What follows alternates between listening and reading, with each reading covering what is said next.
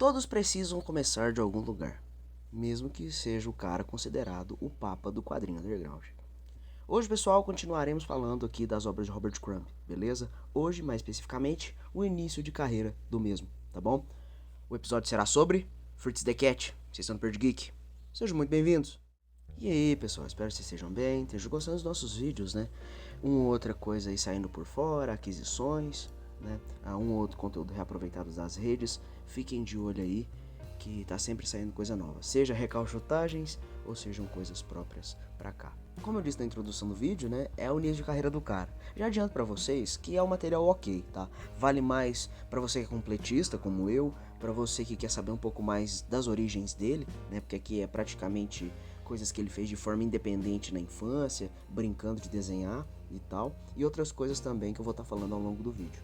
É um material diferente para você saber como foi o início da progressão dele, para saber também o lance das raízes, né? Aquele lance, como eu sempre brinco aqui, o monotema, os papos recorrentes, nesse caso aqui do Crumb, né? Eu já falei de outras vezes, por exemplo, do Ennis, do Jodorowsky, e no caso aqui, creio eu que eu falei do Minha Vida, né? Seriam 3 pilares mais ou menos, né? Seria a putaria escrachada, a autobiografia séria, né? Um lance mais confessional, mais introspectivo, e o humor, seja pro lado da esborna ou seja um humor mais jogado, mais nonsense. Agora a nossa ediçãozinha aqui, né? Como vocês podem bem ver, ela tá um pouco baleada, ela tá um pouco zoada, porque eu comprei ela mais barato, né? Intencionalmente. Eu li ela por fora, pelo menos até metade ali, foi quando eu achei uma promoção, uma oferta na internet e acabei comprando. Mas por completismo mesmo, tá? Edição de capa dura com recheio em Pollen Bold, da Arte PB, praticamente. Se não me engano, eu acho que é totalmente. Acho que não vai ter nada de artes, assim. Tem textos, outras coisas,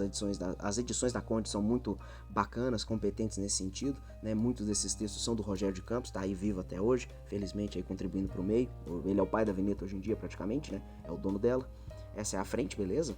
Essa é a lombadinha e essa é a contracapa. Como vocês podem bem ver, ela tá meio chapiscada e tal. Eu até passei uma fitinha aqui também nas quinas. E aqui algumas citações, né? Não vou ler tudo, mas vou falar os nomes. Laerte e Angeli, por exemplo, são os caras do Los Três Amigos, né? Uns caras aí que participaram de muita coisa. Eram brothers daquele Glauco, se eu não me engano, né? Que infelizmente picaram fogo nele e no filho dele. Uma coisa muito triste, muito covarde que fizeram. Né? Todos cartunistas de humor com a vertente de esquerda. Marcati é um cara que tá vivo até hoje, mas pelo pouco que eu sei, eu nunca li nada dele. Ele é um cara do humor mais escrachado, mais escatológico. E tem esse Gualberto Costa, o nome dele é maior, mas do que eu pesquisei e procurei ver aqui pra vocês pra falar, ele fez um outro trabalho, editou algumas outras coisas, mas do que eu vi assim de mais representativo, aparentemente, é que ele é um dos fundadores, vamos lá, da Associação de Quadrinistas e Cartunistas do Estado de São Paulo, né? Acho que é ACQSP. Essa edição é mais um catadão, mas, salvo engano, está completa, porque a passagem do Fritz ela não foi tão longeva de edições, aparentemente. Posso estar enganado, tá? Mas longeva de anos, propriamente, eu creio que deve ser ali uns 6, 10 anos, vamos supor.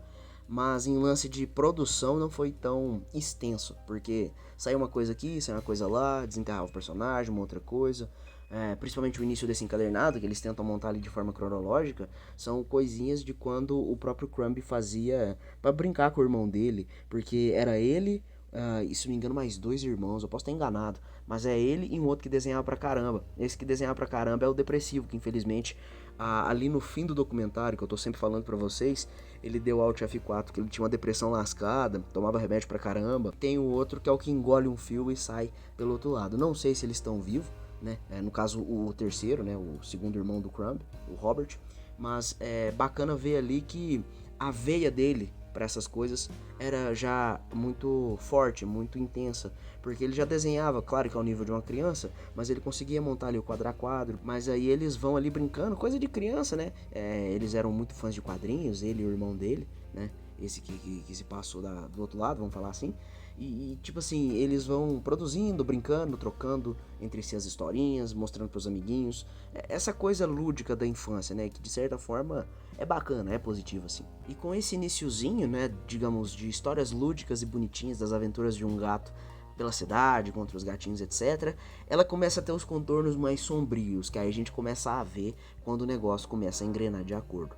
No caso da infância, você vê ele que é um negócio feito a lápis, mais simples, né? Não tem um requinte, poxa, é uma criança, né? No máximo um pré-adolescente fazendo. Mas aí no passar dos anos, o Crumb, né, o Robert, ele foi sempre revisitando esse personagem. Uma outra história ele ainda fazia por conta própria, no traço que eu chamo de Lango-Lango, porque ele começa, digamos, naquele mais molengão, que tem também muito presente no comecinho ali daquele Wonder Warthog da Veneta. O comecinho do Shelton também é aquele traço mais mole. Eu não sei falar em outros termos, né? Eu falo nos meus, tá? Brincando aqui, qualquer coisa. Se você é entendedor vai ficar puto, eu peço desculpa, beleza? Tanto o Shelton quanto o Crumb no comecinho é aquele, digamos, underground do traço fino e molenga, que os personagens parecem que não tem firmeza. E no passar de algumas histórias do Fritz, ele vai firmando, né? Pra daí lá na frente, vamos supor, 2/4 do encadernado, a metadinha ali, já fica mais consolidado, que é o underground pesado, cheio de achuras, um traço mais firme, um traço mais grosso. Falando um pouco mais do histórico editorial, né, eu não vou saber especificar, né, cravar exatamente, eu sei mais ou menos assim, de referências mentais, né? Tem esse começo da infância, depois tem um pouco desse traço lango-lango, e eu não sei se ainda no traço lango-lango, né, esse traço molenga, ele já foi começar a ser publicado em revistas. Como, por exemplo, né, a primeira, digamos, publicação oficial dentro de um selo ou qualquer coisa que seja, foi dentro da revista Help, capitaneada aí principalmente pelo Harvey Kurtzman, né, que é o cara da Mad, vamos falar assim, né? Tem outros trabalhos aqui no Brasil, além das próprias Mad que ele ajudou, tem O Livro da Selva, que saiu pela Veneta, que é um material ok, quem sabe eu trago aí pra vocês futuramente. E aí, dentro dessa Mad, aliás, da Help, né, que era dentro da editora do James Warren, por causa da Warren Publishing, que é a mesma revista da Creep, da Eerie, e eu acho que a Vampirella teve, ou começou lá, né, também. A Help era para bater de frente com a Mad e para fazer, digamos assim, as portas, né, abrir a janela aí para novos talentos. Se não me engano, o Gilbert Shelton começou lá, ou publicou algumas coisas lá. O Crumb começou, né, a primeira de tudo, ou pelo menos o personagem Fritz começou justamente nessa Help. Vou até olhar aqui, na edição 22 de 1965. Tá?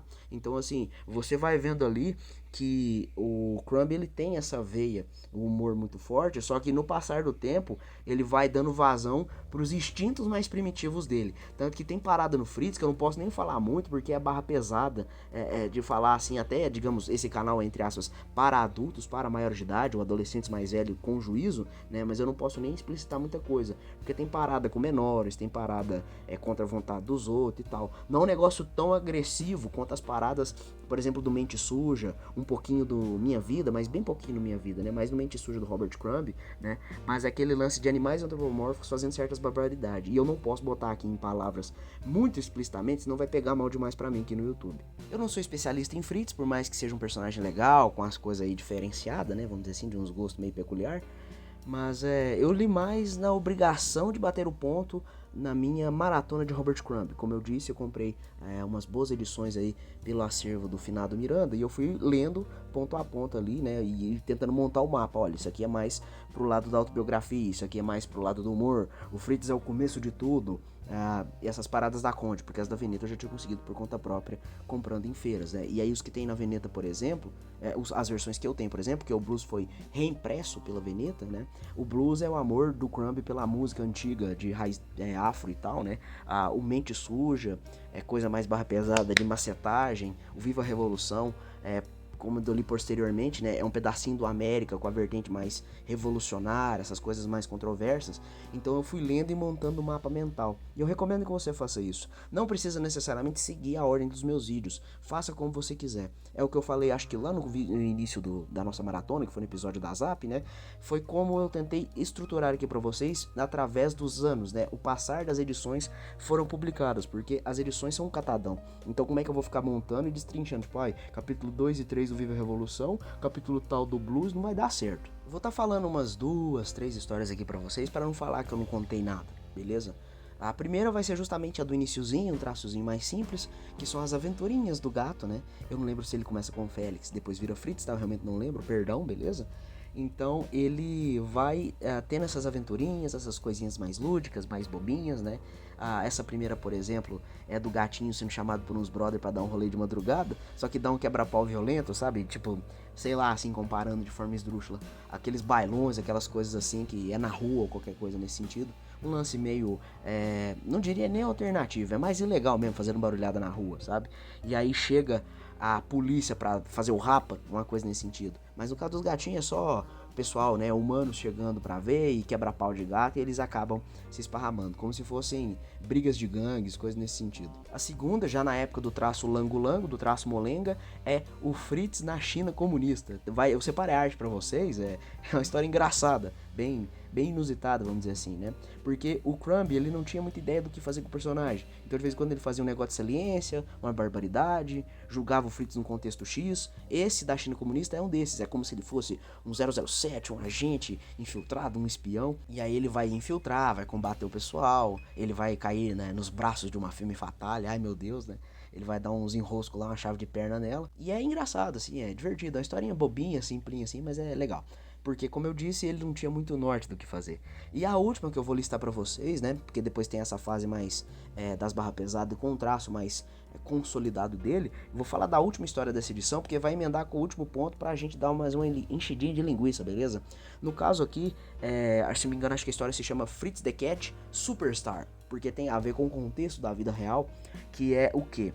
No passar dos anos, né, o Fritz, assim como o próprio Crumb, acabou se tornando um ícone da contracultura. O Fritz mais pra esse lado das barras pesadas, diferentemente, por exemplo, do Mr. Natural, que era o lance do pessoal riponga, né, o pessoal hippie. E aí, se não me engano, acho que o nome do cara é Ralph Bakshi, ou Bach, não sei como é que é, vai estar passando aqui pra vocês, tá? Ele fez muitas animações, eu vou listar algumas aqui, né, falando assim de cabeça, tem os 2 filmes do Fritz the Cat, se não me engano, tá? São 2. O Fogo e Gelo, que dizem que é muito massa, um negócio de espada e feitiçaria assim, meio que feito com rotoscopia, bem massa. E tem outros como, acho que é Hey Good Looking, com Skin e várias outras coisas aí do nicho do mais barra pesada, com humor, exploitation, né? Tem várias variações do exploitation, tem Black Exploitation, não sei o que exploitation. O Ralph Bakshi, ele foi muito presente nessa época. Tem outras animações no passar dos anos aí, uns desenhos de séries animadas, porque esses nomes que eu falei aqui são filmes, tá? 1h30, 2 horas, tá? E aí no passar do tempo, é uma história até meio cabulosa, porque cada um fala de um jeito, mas aparentemente o Ralph Bakshi, ele meio que fez uma pressão, ele deu uma apertada e uma manipulada, não diria nem no próprio Robert, mas sim na afinada, né, Deus a tenha, Aline Kominsky. Parece que deu uma mexidinha ali e tal. Eu já vi versões falando que foi por conta da a Dana Crumb, né, que é a primeira esposa dele, mas eu vi em mais lugares que aparentemente era a Aline. Aí conversou, sei lá, deu um olé, alguma coisa nesse sentido, e ele conseguiu, né, a Aline assinou ali para ceder os direitos. A Aline não fez aparentemente de maldade, ela fala que, né, tomou um olé. E aí o Ralph Bakshi vai e faz o primeiro filme do Fritz, baseado praticamente nessa edição da Conde. É bem fiel, até eu diria. Só que isso deu um problemão danado, porque o Crumb, por essa, eu sou underground, eu sou vida louca, não sei o que e tal. E realmente, assim, tem uma coisa ou outra que soa mais gratuita na animação, o que é engraçado, porque entra num conflito, porque o Crumb, ele vai vendo as coisas porque ele é muito revoltadão. Hoje em dia ele é mais tranquilo, mas na época ele apontar o dedo na cara de todo mundo e não sei o que. Ele viu, né, o Fritz, ele era uma construção da crítica, vamos supor, à esquerda universitária, né, os maconheiros, aquele povo que faz esborna, né, o estereótipo até que a gente tem hoje em dia de pessoas na faculdade fazendo merda e não estudando porra nenhuma. Isso é traduzido pro filme, né, isso tem uma cena da banheira que vai juntando um monte de gente dando tapa na macaca e não sei o que, né, e todo mundo pelado na banheira, é bem legal, é bem divertido essa cena na animação, fica mais engraçado. Só que de acordo com o Crumb e alguns outros comentários, se você procurar por aí, né, até opiniões de terceiros, aparentemente a animação deixa isso de forma muito simplista. E por essa veia underground de querer ser diferentão, o Crumb ficou puto. Por conta daquele negócio de, tipo assim, se manter fora do radar, ficar de boa, fiel à sua arte, um negócio assim. E acabou que o primeiro filme do Fritz fez um puta sucesso, o que, né, encheu o bolso do Bakshi de dinheiro. Aí eu não sei se é depois do segundo filme ou depois apenas do primeiro, eu não vou falar o que exatamente, mas o Crumb, ele fica puto ao ponto de fazer uma parada muito chocante com o personagem dele, né? Você pensa, né, porra, isso aí é macho no sentido de ser corajoso, né? Pra você depois me falar qualquer merda aí, tá bom, telespectador 20? Calma lá, tá? É macho com M maiúsculo, porque o cara pra fazer um trem desse com o personagem, com ele na alta, fazendo sucesso, com o filme, dando dinheiro, né? Eu nem sei se o Crumb, ele aceitou um X de dinheiro, se ele ficou puto e virou as costas, se o tanto que o Bakshi ganhou foi muito mais do que o próprio Crumb, né? Porque teve esse olé aí, digamos, burocrático por parte da Aline, né? Que eles tomaram o olé. E aí acaba que o filme 2 do Fritz the Cat, eu não sei se tem subtítulo, tá? Vou chamar só de 2 mesmo, o filme 2. Ele é uma historinha, assim, é um catadão de imaginações, de viagens do Fritz. Não é ruim, mas tá longe do material original e não tem o mesmo brilho do primeiro, porque o primeiro, se você lê o Encadernado da Conde ou vê o filme, é quase que pau a pau. O que muda é essa minúcia, esses lances mais subjetivos, subliminares que tem no quadrinho e que o Crumb afirma que ficou esculachado no desenho, no filme animado. E é isso, pessoal, é um material legal, né? Como eu disse aí, serve mais para bater o ponto sobre o início de carreira do Crumb do que uma puta qualidade. Eu não vou nem falar que é porque Ivan tem cisma com animal antropomórfico, nem é isso, né? Dependendo da obra fica legal. Só que, digamos, a graça do Fritz nesse sentido, pelo menos nessa edição da Conde, é o quê? É ver o início de carreira do cara, as sementinhas que ele vai plantando, o lance sobre os fetiches, as coisas barra pesada e tal, né? Tem coisa que tá aqui que ele nunca mais revisita, como por exemplo, o Fritz dando em cima de menores de idade. Porque do que eu lembro dali pra frente, né, mesmo ele gostando de moças parrudas e tal, ele sempre colocou como maior de idade, 17 pra frente, né, que aí pelo menos juridicamente, judicialmente não tem problema nenhum, né, enquanto que no Fritz tem uma outra coisa que sim, que você fica, meu irmão, o cara tava, né, o bicho tava solto. Espero que vocês tenham gostado, trouxe uma outra curiosidade, tá, esse lance do Ralph Bakshi e os filmes. Eu recomendo que vocês vejam o primeiro, e se vocês tiverem oportunidade, vejam o segundo simplesmente pra bater o ponto. Mas o fino da bossa mesmo é o primeiro filminho, beleza? Leiam aí por fora, eu não sei se acha fácil essa edição, eu acho que não, tá? Porque ela é bem antiga, a minha mesma eu já achei baleada, então vai ser meio complicado. Mas existe edição digital, fiquem tranquilos, vontade vocês não vão passar. Eu creio que aí boa parte dos materiais do Crumb, nesse sentido de encadernados próprios, tem pela internet afora, tá bom? Eu não posso botar links em nada, porque senão fica feio pra mim, o YouTube vai encher o saco, essas coisas, né? Eu só posso dar a letra, eu dou o caminho das pedras. Existem os arquivos, pesquisem e quem sabe vocês vão encontrar. Muito obrigado por tudo, fiquem com as artes aí e nos vemos no próximo episódio da nossa maratona, beleza? Um beijo, um abraço, tchau, tchau.